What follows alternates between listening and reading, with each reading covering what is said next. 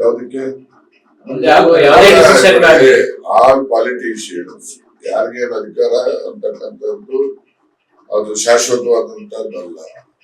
ಅಧಿಕಾರ ಕಳ್ಕೊಂಡವರು ಗಳಿಸ್ತಾರೆ, ಗಳಿಸಿರ್ತಕ್ಕಂಥವ್ರು ಉಳಿಸ್ಕೊಂಡು ಹೋಗೋ ಪ್ರಯತ್ನ ಮಾಡ್ತಾರೆ. ಇದೆಲ್ಲ ಪ್ರಕ್ರಿಯೆ ನಿರಂತರವಾಗಿ ನಡೆಯುವಂಥದ್ದು. ಅವರು ಚೀಫ್ ಮಿನಿಸ್ಟರ್ ಮನಸ್ಥಿತಿ ಹೈಕಮಾಂಡ್ಸ್ ಏನು ರಾಹುಲ್ ಗಾಂಧಿ ಅವರು ಏನ್ ನಿರ್ದೇಶನ ಕೊಡ್ತಾರೆ ನಿರ್ದೇಶನದಂತೆ ಅಧಿಕಾರ ತ್ಯಾಗ ಮಾಡೋಕ್ಕೂ ಸಿದ್ಧ ಇದ್ದಾರೆ, ಮತ್ತೆ ಅಧಿಕಾರದಲ್ಲಿ ಮುಂದುವರಿಯೋಕ್ಕೂ ಸಿದ್ಧ. ಅವ್ರು ತೀರ್ಮಾನದಂತೆ ಹೋಗ್ತಾರೆ. ಅಧಿಕಾರ ಮುಂದುವರಿಸಲಿ ಅನ್ನೋದೇ ಒತ್ತಾಯ. ಯಾವುದು ಈಗ ಸಿದ್ದರಾಮಯ್ಯ ಅವರನ್ನ ಮುಂದುವರಿಲಿ ಅನ್ನೋದು ಒಂದು ಕ್ಲಾರಿಟಿ ಕೊಡ್ಲಿ ಅಂತ ಹೇಳ್ತಾರೆ. ಸಿದ್ದರಾಮಯ್ಯ ಅದು ಹೈಕಮಾಂಡ್ ಅಲ್ಲಿ ತೀರ್ಮಾನ ಮಾಡುವಂತ ವಿಚಾರ. ನಮ್ಮದ್ರ ಒತ್ತಾಯ ನಾವು ಏನೇನು ಹೇಳ್ಬೇಕು ಅಂತ ಈಗ ನಾವೆಲ್ಲ ಹೇಳಿದ್ದೇವೆ. ಗೊತ್ತಾಯ್ತಾ? ಅಂತಿಮವಾಗಿ ಅವ್ರು ಬಿಟ್ಟು ಸಚಿವ ಸಂಪುಟ ಪುನರ್ರಚನೆ ಆದ್ರೆ ಸರ್ ನಾನು ಸಚಿವ ಆಗ್ಬೇಕು ಅಂತಕ್ಕಂಥ ಅಪೇಕ್ಷೆ ಬಿಟ್ಬಿಟ್ಟಿದ್ದೀನಿ. ನನಗೆ ಯಾಕೆ ಬದಲಾವಣೆ ಆಗಿದ್ದಾರೆ. ಅಹಿಂದ ನಾಯಕರ ಒಂದು ಪ್ಲೇಸ್ಮೆಂಟ್ ಕರೆಕ್ಟ್ ಆಗಿ ಆಗ್ಬೇಕಾಗುತ್ತೆ, ಇಲ್ಲ ಅಂದ್ರೆ ಪಕ್ಷದ ಡ್ಯಾಮೇಜ್ ಆಗೇ ಆಗುತ್ತೆ. ಅಂದ್ರೆ ಕೆಪಿಸಿ ಇರ್ಬೋದು ಅಥವಾ ಸಚಿವ ಸ್ಥಾನ ಇರ್ಬೋದು, ಅಹಿಂದ ನಾಯಕರ ಪ್ಲೇಸ್ಮೆಂಟ್ ಕರೆಕ್ಟ್ ಮಾಡದೆ ಹೋಗುತ್ತೆ ಅದು ಪಕ್ಷಕ್ಕೆ ನಿಜಕ್ಕೂ ಒಂದು ಡ್ಯಾಮೇಜ್ ಆಗುತ್ತೆ. ಸಿದ್ದರಾಮಯ್ಯ ಅವರು ಹಿಂದೆ ಇದ್ದಂತ ನೋಡ್ರಿ, ಮುಂದಿನ ಚುನಾವಣೆ ಏನಿದೆಯಲ್ಲ ಇನ್ನೂ 2 ವರ್ಷ ಇದೆ. 2 ವರ್ಷದ ಚುನಾವಣೆ ಫಲಿತಾಂಶದ ಬಗ್ಗೆ ಈಗೇನೆ ನಾವು ಯಾವ ರೀತಿ ಆಗಬಹುದು ಅಂತಕ್ಕಂಥದ್ದು. ಯಾಕೆಂದ್ರೆ politics is A fast changing instrument in the earth. ಈಗ 1 ನಿಮಿಷಕ್ಕೆ ಏನ್ ಬೇಕಾದ್ರೂ ಆಗ್ಬೋದು. ಅದರಿಂದ ರಾಜಕಾರಣದಲ್ಲಿ ಬಹಳಷ್ಟು ಸಮಯ ಇದೆ, ಇನ್ನು ನೀರು ಬಹಳಷ್ಟು ಹರಿಬೇಕಾದಂತ ದೂರನೂ ಇದೆ. ಅದರಿಂದ ಆಗ ಏನೇನಾಗ್ತದೆ ಅಂತ ಹೇಳಿ ಈಗಲೇ ನಾವು ನಿರೀಕ್ಷೆ ಮಾಡ್ಲಿಕ್ಕೆ ಆಗುತ್ತೆ. ಕೆಲವು ಸಚಿವರು ನಿಷ್ಕ್ರಿಯರಾಗಿದ್ದಾರೆ, ಶಾಸಕರು ಕೂಡ ಯಾರು ಹೇಳಿದ್ರು ನಿಷ್ಕ್ರಿಯ? ಬಹಳ ಆಕ್ಟಿವ್ ಇದೆ. ಟ್ರಾನ್ಸ್ಫರ್ ಗೈಡ್ಲೈನ್ಸ್ ಎಲ್ಲ ಇಶ್ಯೂ ಆಗಿಲ್ವ ಈಗ? ಅದು ಬಹಳ ಆಕ್ಟಿವ್ ಇರ್ತಾರೆ.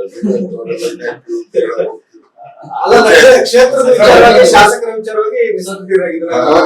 ಶಾಸಕರು ಸ್ಪಂದಿಸ್ತಾ ಇಲ್ಲ ಅನ್ನೋ ಸಿದ್ದರಾಮಯ್ಯವರು ಪದತ್ಯಾಗಕ್ಕೂ ಸಿದ್ಧಿದ್ದಾರೆ. ಅಂದ್ರೆ ಅಕಸ್ಮಾತ್ ರಾಹುಲ್ ಗಾಂಧಿ ಹೇಳಿದ್ರೆ ರಾಹುಲ್ ಜಿ ಅವರು ಏನ್ ಹೇಳ್ತಾರೆ ಅದನ್ನ ಅವರು ಪಾಲನೆ ಮಾಡಕ್ ಸಿದ್ಧಿದ್ದಾರೆ.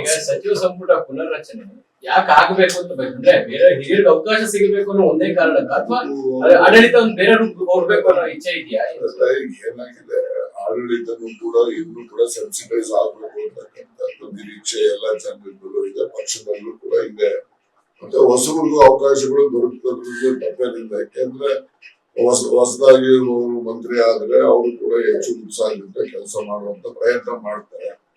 ಸೊ ಹೀಗಾಗಿ ಅವ್ರಿಗೂ ಒಂದು ಅವಕಾಶದಿಂದ ಹಿನ್ನಡೆ ಆಗ್ಬೋದು, ಅವ್ರಿಗೂ ಕೂಡ ದೊರಕಲಿ ಅಂತಕ್ಕಂಥ ಅಭಿಮತ. ಸರ್ಕಾರ ಬಂದಾಗೆಲ್ಲ ನಾವೇ ಒಂದು ಪಟ್ಟಿ ಮಾಡ್ಬೋದು, 20 ಜನ ಇವರೇ ಮಿನಿಸ್ಟರ್ ಆಗ್ಬಿಡ್ತಾರೆ ಅಂತ. ಆ ಪರಿಸ್ಥಿತಿ ಇದೆ ಕಾಂಗ್ರೆಸ್ ನಲ್ಲಿ.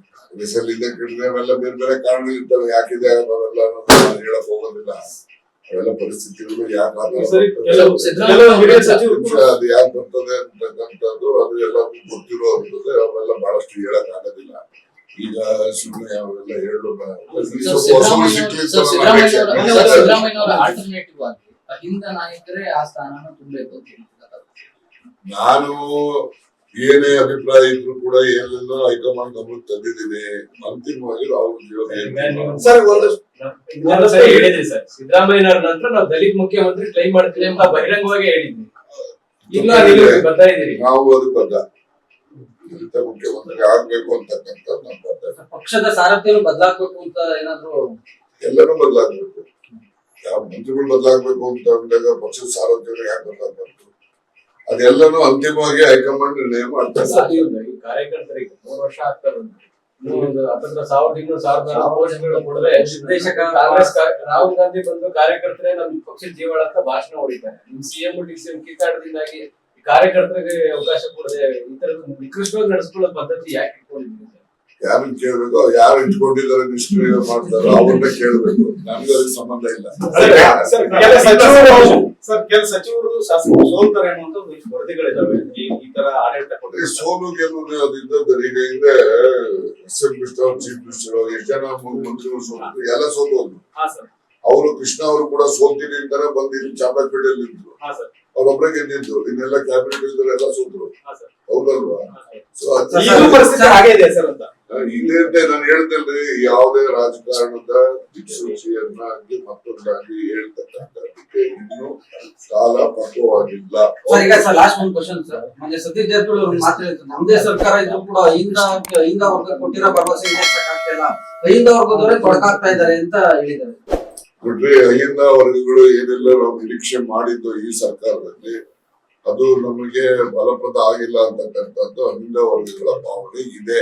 ಅದು ನಮ್ದು ಕೂಡ ಸಾಧ್ಯ. ಯಾರು ಹಂಗಾರೆ ಖುಷಿಯಾಗಿದ್ದಾರೆ ಸರ್? ಅಲ್ಪಸಂಖ್ಯಾತರು ಬಂದು ಓಪನ್ ಆಗಿ ಹೇಳ್ತಾರೆ ಈ ಸರ್ಕಾರ ಬಂದ್ರೆ ನಮಗೂ ಏನೂ ಆಗ್ಲಿಲ್ಲ ಅಂತ. ಒಂದ್ ಕೆಲಸ ಮಾಡಿ, ಒಂದು ಪ್ರಚಾರ ಮಾಡಕ್ಕೆ 13-18 ಸಿದ್ದರಾಮಯ್ಯ, 23-28 ಸಿದ್ದರಾಮಯ್ಯ, ಅಥವಾ 23ರಿಂದ ಇಲ್ಲಿವರೆಗೂ ಸಿದ್ದರಾಮಯ್ಯ, ಅಜಗಜಾಂತರ ವ್ಯತ್ಯಾಸ ಇದೆ. ಅದು ಜನ ಅದನ್ನ ಹೇಳ್ತಾರೆ ಅಷ್ಟೇ.